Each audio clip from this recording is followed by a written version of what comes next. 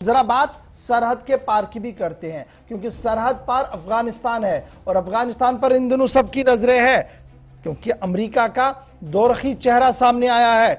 दोहा के अंदर यानी कतर दोहा के अंदर तालिबान के साथ बात और अफगानिस्तान आते आते काबुल में काबुल फोर्सेस यानी अफगान फोर्सेस का साथ दिया है, क्योंकि खबर आज ये है कि अफगानिस्तान फोर्सेस यानी अफगान फोर्सेस का साथ दिया एयरफोर्स के जरिए से अमेरिका ने और कई जगहों पर बमबारी की है, ऑपरेशंस में हिस्सा लिया है। अगरचे पेंटागन के सोर्सेज ने सिर्फ ऑपरेशन में हिस्सा लेने की बात को कहा है, ताहम क्या कुछ वहां पर हुआ है उसकी कोई भी डिटेल नहीं दी गई है।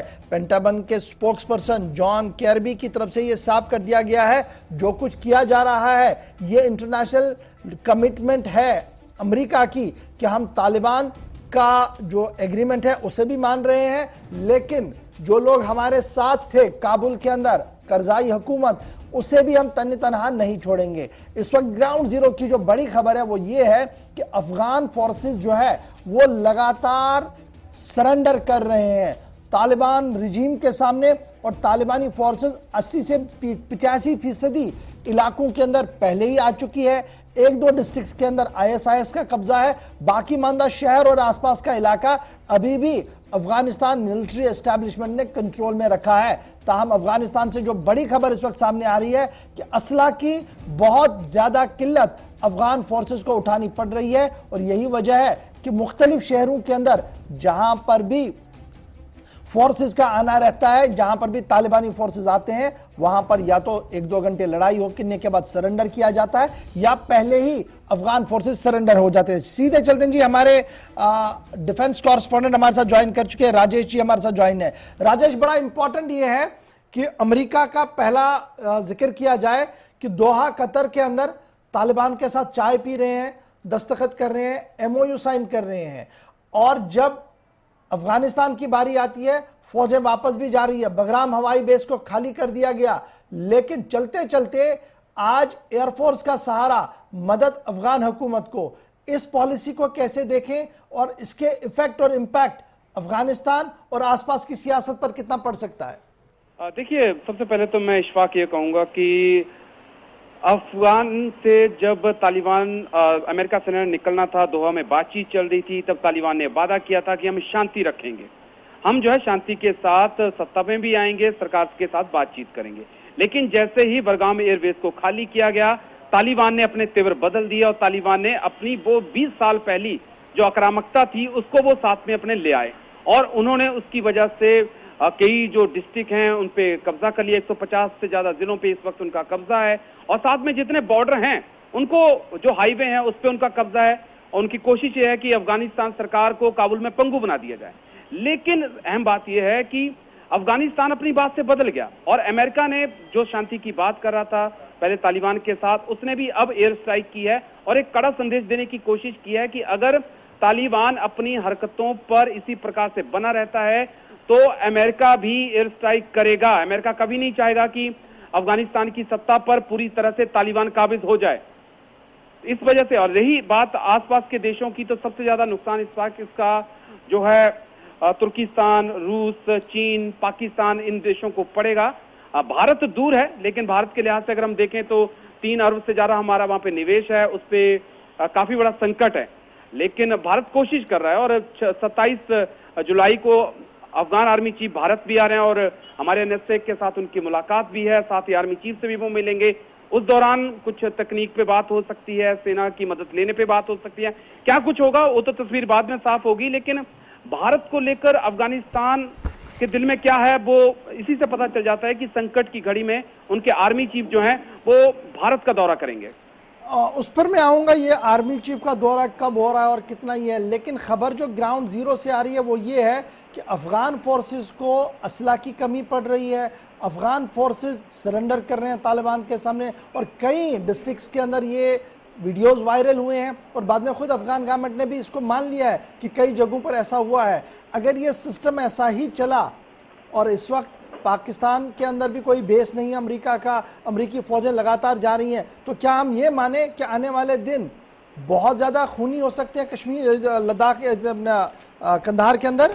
देखिए, सबसे बड़ी चीज है कि अशरफ गनी ने परसों ही ये कहा था कि हम ईद वाले दिन कि हम आखिरी जंग अब छेड़ेंगे, यानी कि अफगानिस्तान की सेना ने अपनी आखिरी जंग तालिबान के खिलाफ नहीं छेड़ी है। उस जंग की अब शुरुआत होने जा रही है और अफगानिस्तान की फोर्सेस जो हैं, स्पेशल फोर्सेस जो हैं, वो अब उन इलाकों की तरफ बढ़ रही हैं अशफाक, जहां पर तालिबान का कब्जा है। यानी कि अब जंग वहां पे शुरू होगी। अभी तक वहां पे जैसे नॉर्मल ट्रूप्स थे वो वापस आ गए, कोई भाग गए, लेकिन अब कमांडो फोर्सेस को आगे भेजा गया है और हम उम्मीद कर रहे हैं कि उसका रिजल्ट भी एक सकारात्मक देखने को मिलेगा। और ऐसा नहीं है, हम ये नहीं कह सकते कि कंधार पे और तमाम जगहों पे पूरी तरह से तालिबान का कब्जा है। डिफेंस एक्सपर्ट का खुद मानना है कि ये तालिबान प्रोपोगंडा जारी कर रहा है। अगर ऐसा है तो वो कंधार में बैठ के क्यों नहीं अपनी बात कहते? क्यों उनके लीडर जो हैं इस वक्त भी पाकिस्तान के अंदर छुपे हुए हैं? क्यों नहीं वो कंधार में आके बैठते हैं? यानी कि माइंड गेम इस वक्त तालिबान जो है वो खेल रहा है। और कहीं पे सच्चाई ये है जमीनी की, कहीं पे अफगान फोर्सेस इस वक्त तालिबान पे भारी हैं और कुछ जगह ऐसी है जहां पे तालिबान अफगानिस्तान की फोर्सेस पे भारी है। लेकिन अगर एयर सपोर्ट तालिबान की फोर्सेस को मिल जाता है, चाहे वो अमेरिका करे, भारत करे, रूस करे, चीन करे, कोई भी देश अगर अफगानिस्तान की फौज को एयर सपोर्ट देता है तो तालिबान का स्पीड जो है आगे बढ़ने की वो रुक जाएगी। अच्छा, ये बताइएगा, जहां तक अफगानिस्तान और अमेरिका की बात करें, तालिबान की बात करें, तालिबान का पीस प्रोसेस भी चल रहा है और पिछले दिनों भी हमने देखा कि मीटिंग हुई थी। अगर ये खबरें हम माने कि एयर अटैक हुआ है तो क्या आपको लगता है कि ये पीस प्रोसेस आगे बढ़ पाएगा या अमेरिका जानबूझकर एक बड़ा कंफ्यूजन अफगानिस्तान के अंदर छोड़ के जा रहा है? देखिए, अमेरिका ने तो पूरा कंफ्यूजन किया है, इसमें कोई दो राय नहीं है। अमेरिका ने जो कंफ्यूजन किया उसका नतीजा आज ये है कि इस प्रकार के अफगानिस्तान में हालात बने हैं। पीस प्रोसेस अगर आप सोचें या मैं सोचूं या कोई डिफेंस एक्सपर्ट ये सोचे कि तालिबान के साथ पीस प्रोसेस हो सकता है, तो शायद ये हम किसी गलतफहमी में जी रहे हैं, किसी सपने में जी रहे हैं। हकीकत यही है कि तालिबान को शांति पसंद नहीं है। स्पिन बोल्डक में 100 से ज्यादा लोगों की हत्या कर दी गई, भारत के एक पत्रकार की हत्या कर दी गई। क्या हम उस तालिबान के साथ जो है ये उम्मीद करें कि वो शांति करेगा? आप ये समझिए कि आज कई जगह पे शरीयत लागू है, कई जगह पे खून खराबा हो रहा है। अगर यही तालिबान पूरे अफगानिस्तान पे राज करता है तो शायद अफगानिस्तान वही अफगानिस्तान होगा जो 1980 के दशक में था। अमेरिका की गलती है, अफगानिस्तान के लोगों को भुगतना पड़ेगा। लेकिन इश्फाक, सबसे बड़ी चीज ये है कि अफगानिस्तान को यह समझना होगा कि कोई किसी की जंग नहीं लड़ता है।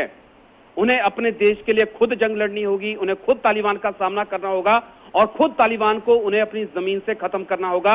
अमेरिका, रूस जैसे देश आएंगे, अपना फायदा उठाएंगे, चले जाएंगे। ये पहले भी हुआ, आज भी हुआ और आने वाले वक्त में भी होगा। बहुत शुक्रिया जी हमारे साथ ज्वाइन करने के लिए। राजेश, फिलहाल खबर यह है कि हेलमंद प्रोविंस है जी, जहां पर एयर स्ट्राइक की खबर सामने आई है और अफगानिस्तान फोर्सेस को बाज़ाब्ता तौर पर अमेरिका की तरफ से एयर स्ट्राइक की मदद की गई, जिसके बाद पेंटागन के बयान के मुताबिक कई तालिबानी मारे गए हैं। ताहम कितने मारे गए, क्या मारे गए, इस हवाले से कोई भी खबर सामने नहीं आई थी, लेकिन पेंटागन के स्पोक्स पर्सन जॉन कैर्बी की तरफ से यह कंफर्म किया गया कि यूएस की तरफ से एयर स्ट्राइक किया गया अफगानिस्तान के अंदर।